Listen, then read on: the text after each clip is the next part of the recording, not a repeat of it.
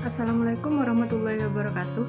Di sini saya akan menjelaskan tentang analisis teknikal, khususnya tentang moving average. Analisis teknikal. Nah, pengertian analisis teknikal sendiri ialah suatu jenis analisis yang selalu berorientasi pada harga dari suatu instrumen investasi pada harga tertentu. Di dalam analisis ini mempelajari tentang perilaku pasar yang diterjemahkan ke dalam grafik riwayat harga dengan tujuan untuk memprediksi harga di masa yang akan datang. Moving average.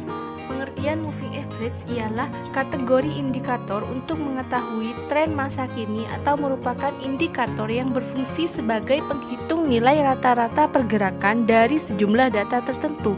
Moving average dapat digunakan untuk mengetahui pembalikan arah, menentukan support dan resisten, serta mengidentifikasi tren.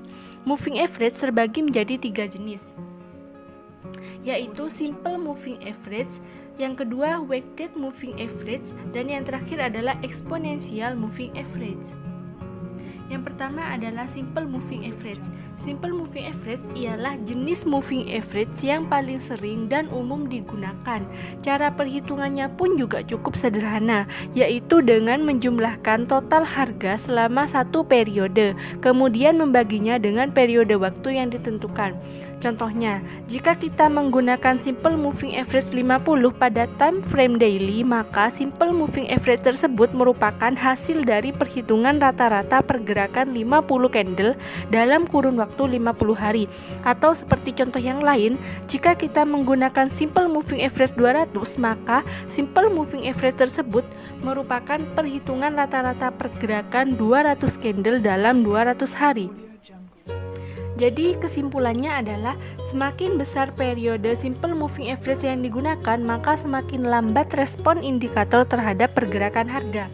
Contohnya seperti gambar di bawah yang merupakan contoh dari penggunaan indikator simple moving average pada periode 50 dan simple moving average pada periode 200 pada chart USD. Seperti gambar di sini.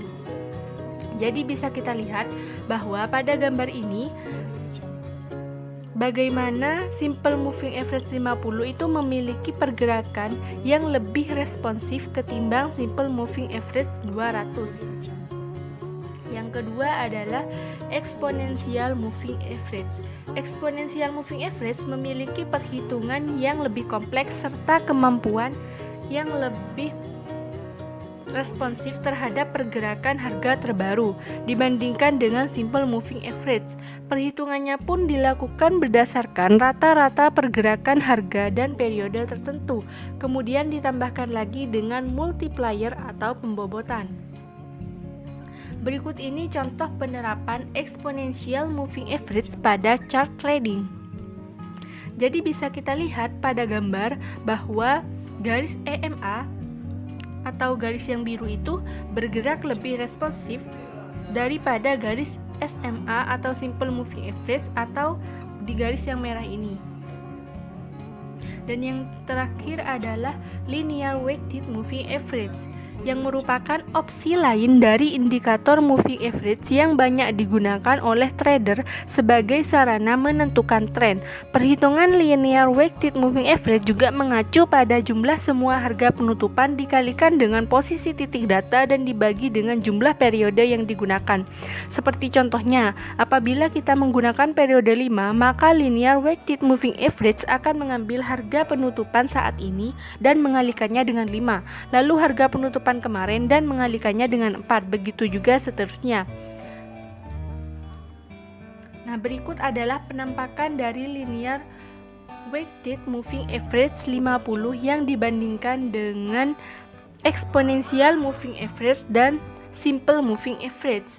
Nah, dari gambar ini bisa kita lihat bahwa linear weighted moving average itu memiliki pergerakan yang hampir sama responsifnya dengan exponential moving average, sementara simple moving average memiliki pergerakan yang lebih lambat dibandingkan dengan linear moving average. Assalamualaikum warahmatullahi wabarakatuh. Di sini saya akan menjelaskan tentang support dan resistance. Nah, apa sih support dan resistance itu?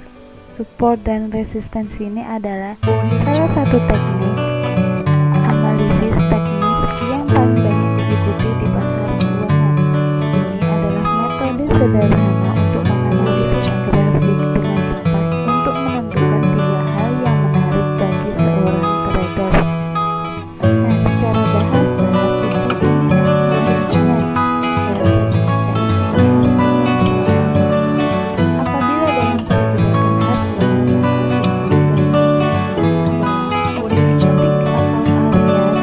harga akan berbalik arah.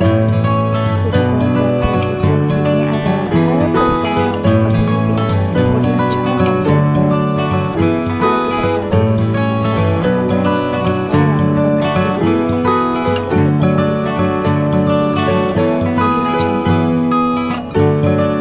perlu dianalisis jika secara singkat dapat diartikan sebagai support, ini artinya suatu area yang membuat harga berbalik naik. Contohnya ada di 2 harga. Jadi dia membantu membawa harga naik. Nah, resistensi adalah suatu area yang membuat harga berbalik turun. Ini awalnya dari membantu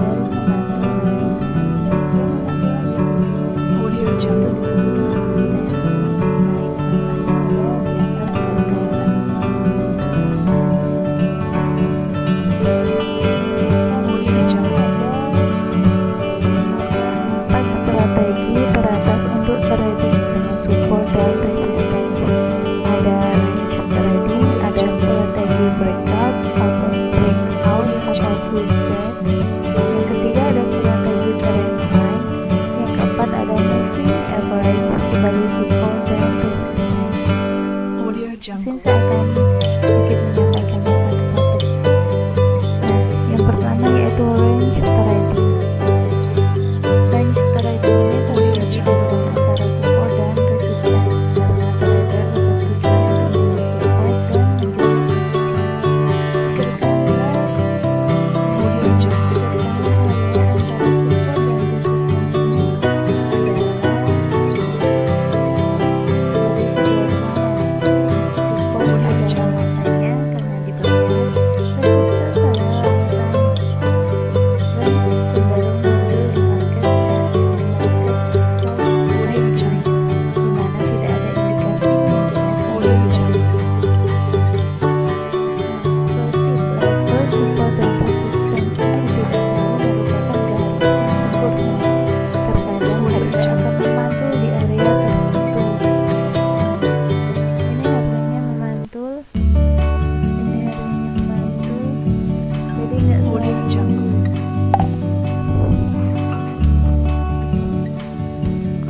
Nah, bukan di garis lurus yang sempurna. Trader perlu mengidentifikasi range trading dan oleh karena itu perlu mengidentifikasi area support dan resistance.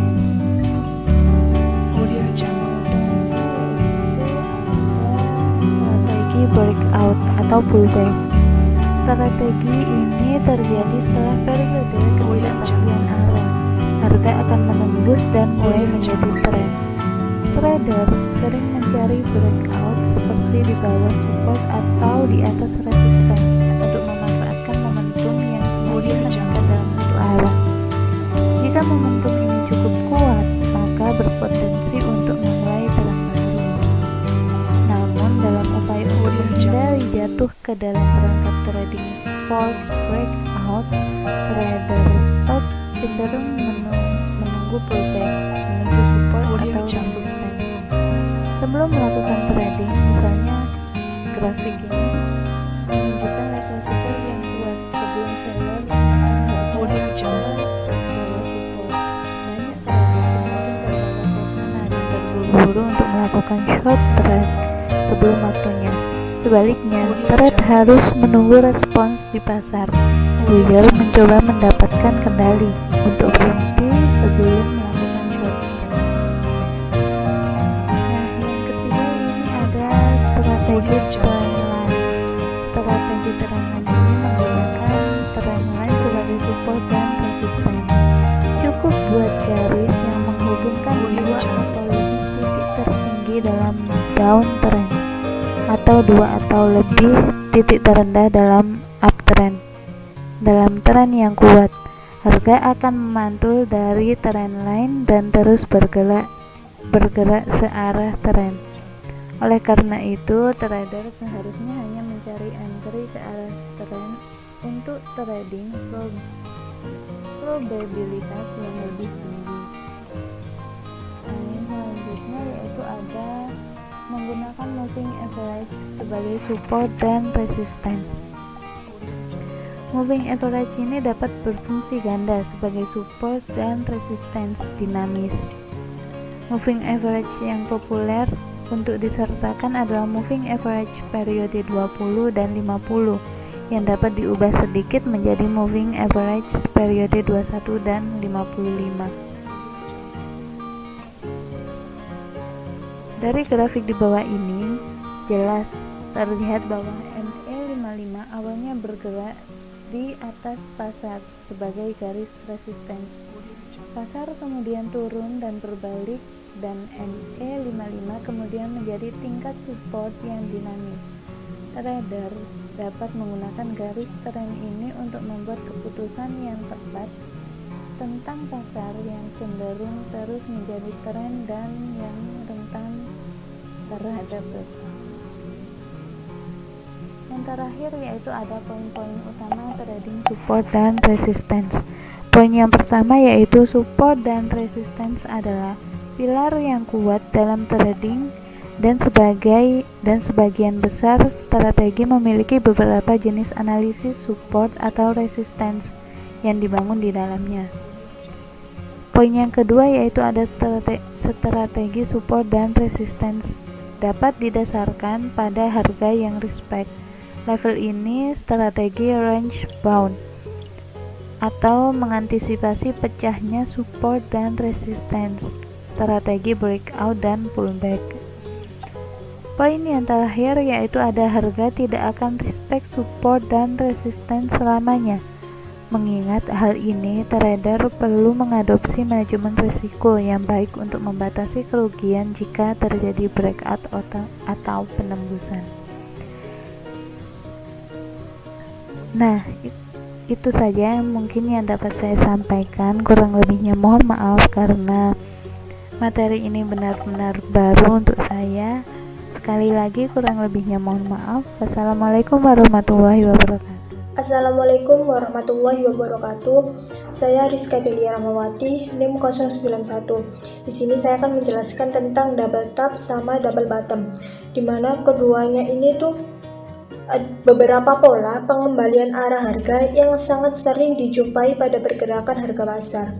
Bentuk kedua pola ini itu menyerupai bentuk huruf M ataupun huruf W yang bisa dijumpai mulai grafik dengan periode menit maupun sampai periode mingguan.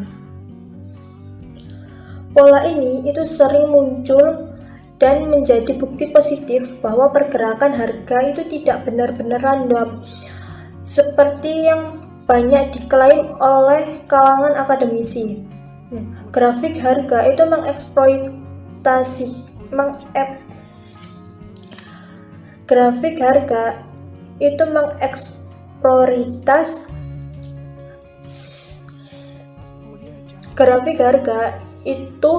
mengeksploitaskan sentimen dari pelaku pasar dan trader, dan double top sama double bottom memperlihatkan adanya percobaan kembali dari titik-titik tertentu yang bersifat sementara.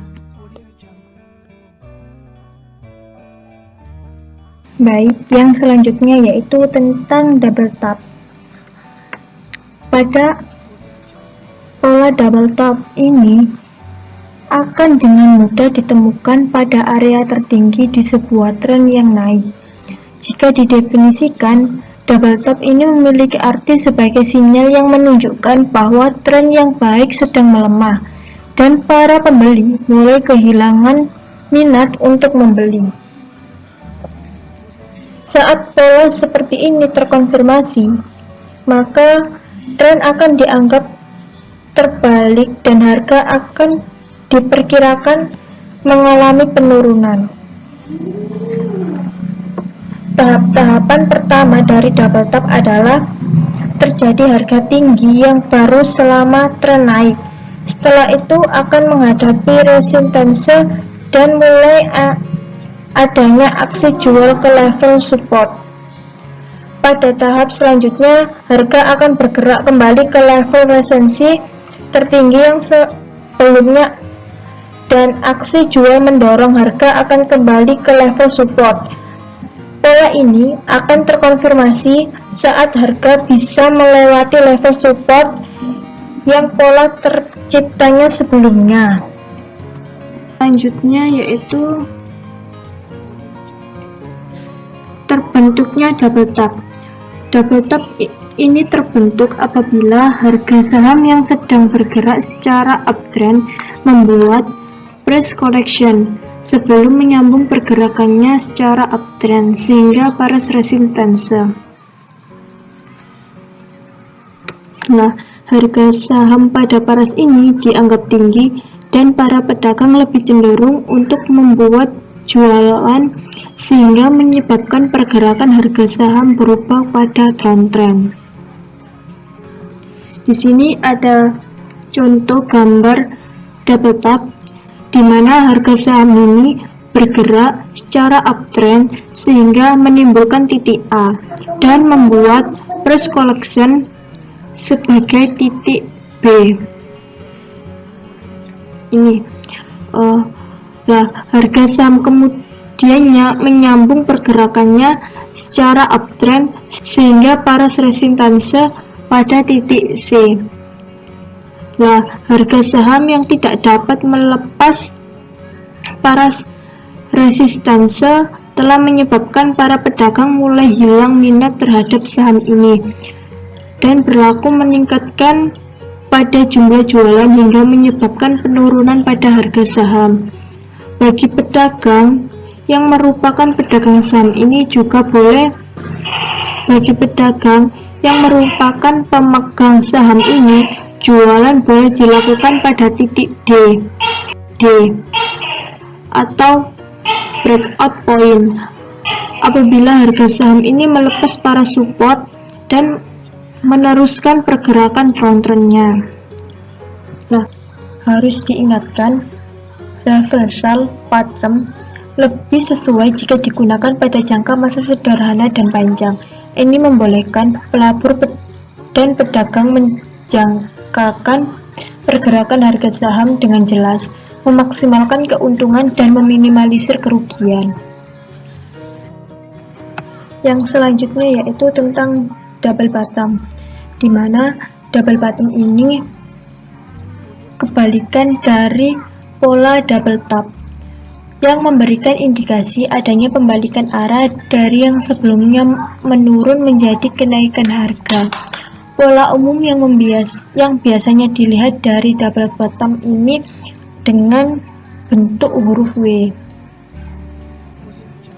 Pola ini terbentuk saat sebuah tren menurun mulai membentuk harga terendah yang baru di dalam pergerakannya. Saat terjadi pergerakan turun akan menemukan support yang akan mencegah harga untuk menurun lebih lanjut.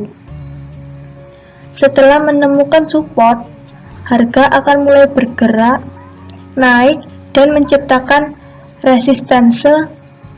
Selanjutnya, mulai terjadi aksi jual yang kemudian akan membuat harga kembali ke level support yang telah diciptakan sebelumnya. Dua percobaan support ini akan membentuk dua bottom dan harga tidak berhasil.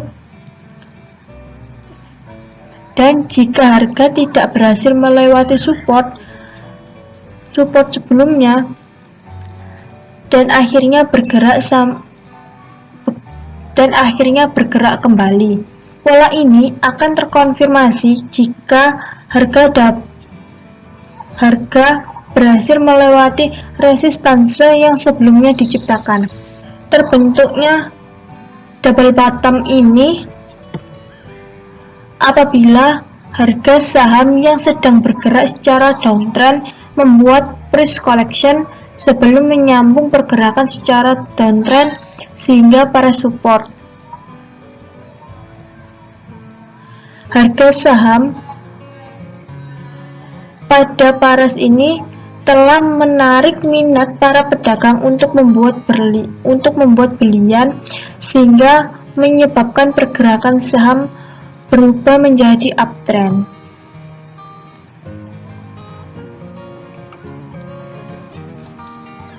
Ini adalah contoh gambar double bottom, di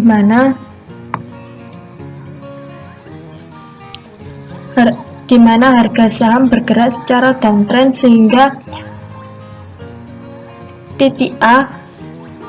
timbullah titik A dan membuat price collection sehingga menimbulkan titik B. Harga saham kemudian menyambung pergerakannya secara downtrend sehingga para support terjadi pada di titik C.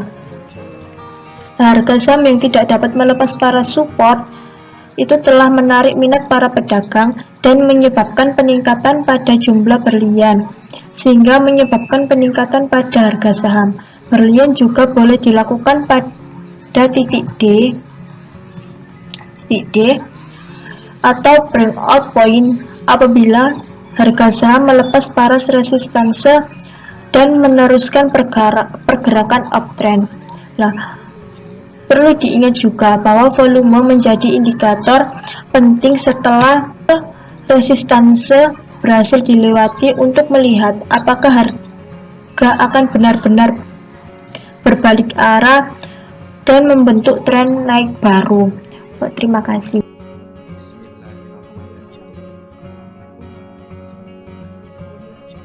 Selanjutnya yaitu saya akan sedikit menjelaskan katanya saya paham ini juga, dan mohon maaf karena dalam sebelum pembuatan video ini PPT-nya masih jadi saya menggunakan langsung saja saya akan sedikit mengenai pola head and shoulder dalam analisis teknikal. Apa sih yang dinamakan pola head and shoulder? Dalam bahasa Indonesia, head and shoulder itu artinya kepala dan badan, yaitu formasi badan yang menyerupai garis dasar dengan tiga puncak. Jadi badannya itu terdapat tiga puncak, yang mana dua yang pinggir itu tingginya agak berdekatan dan yang tengah itu yang paling di dalam analisis teknis atau analisis teknikal pola kepala dan bahu atau yang disebut head and shoulder itu menjelaskan formasi grafik tertentu yang memprediksi pembalikan tren bullish ke bearish. Apa sih bullish? Ya, yang dinamakan bullish. Bullish itu berasal dari kata bull, yang mana artinya bull itu adalah ganteng. Yang bullish adalah suatu kondisi di mana pasar saham sedang mengalami tren naik atau menguat. Jadi bullish ini pasar saham sedang mengalami kenaikan atau menguat nilainya. Kenaikan pasar saham ini dapat dipengaruhi oleh kondisi ekonomi di suatu negara karena di seluruh dunia. Jadi bisa dipengaruhi dari beberapa faktor. Faktor-faktornya pendapatan per kapita naik, tumbuhan laba, terus kondisi ekonomi tadi dan lain-lain. Dan yang kedua yaitu bearish, bearish yang berasal dari kata bear atau beruang, adalah suatu kondisi di mana pasar saham sedang mengalami tren turun atau melemah. Jadi faktor-faktornya ini dikarenakan pengangguran di tempat tersebut itu bertambah, defisit neraca perdagangan, laba perusahaan yang tumbuh negatif, dan banyak faktor lain. Bullish ini dilambangkan dengan banteng dan bullish ini dilambangkan dengan beruang. Terdapat 3 poin dalam head and shoulder dan bagian dasar formasi bagian yang menyerupai garis dasar dengan tiga puncak, dua di luar tingginya tiga dan tengahnya tertinggi seperti dalam bagian ini ya. Shouldernya di samping seperti menyerupai bahu dari bahu kita, dan yang tengah ini yaitu headnya.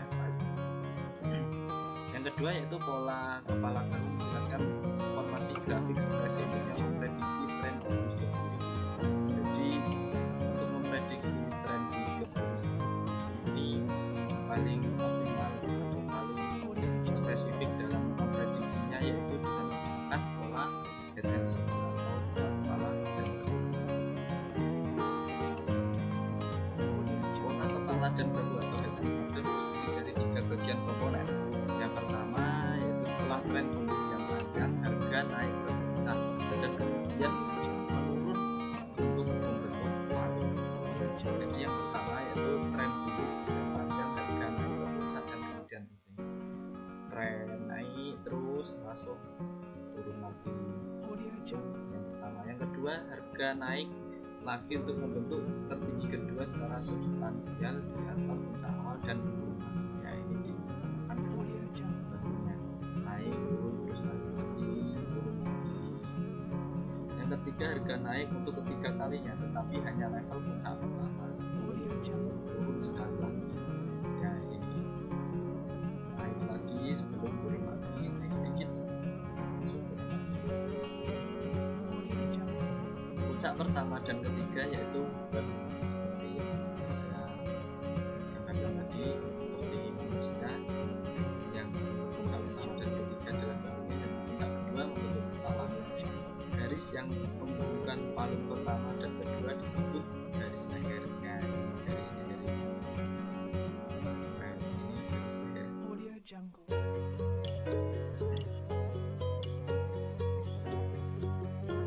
Dan ini yang terakhir yaitu keterbatasan kepala dan jangkau. Seperti semua pasang surut pola kepala berarti menceritakan kisah yang sangat spesifik tentang apa yang terjadi antara bull dan bear. Jadi memisahkan ibaratnya antara rangka dan puncak awal dan penurunan selanjutnya merupakan momentum dan tren bagi sebelumnya ingin mempertahankan pergerakan ke atas selama mungkin untuk mendorong harga kembali melewati puncak awal sampai tingkat tertinggi yaitu kepala. Pada titik ini masih ada kemungkinan bahwa bull dapat mengembalikan dominasi pasar mereka dan menghentikan tren kenaikan. Namun apabila harga turun untuk kedua kalinya dan mencapai titik di bawah puncak awal tadi yang pertama, jelas bahwa bear mendapatkan penguatan. Jadi bear mendapatkan penguatan bahwasanya harga saham atau sahamnya melemah, dan bull mencoba sekali lagi untuk mendorong harga ke atas tapi hanya berhasil menyentuh ketinggian yang kurang tercapai di puncak awal.